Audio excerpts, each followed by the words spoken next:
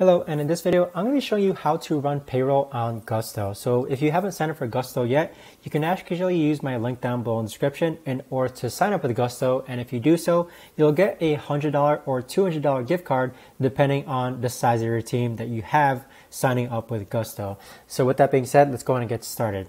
Now, when you first log onto Gusto, you're going to reach this home page. What you want to do in order to run payroll is simply click on the payroll tab on the left-hand side and then click on run payroll.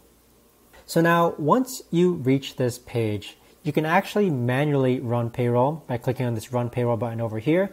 But you could also see that for me in particular, I have an autopilot payroll that runs Wednesday. So with that being said, the next pay period is going to be Tuesday, May 21st.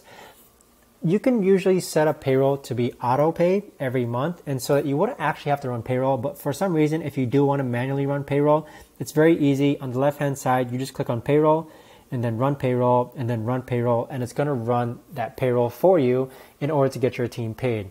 You can also do an off cycle payroll, a bonus payroll as well, and see other payroll options if you click here as well.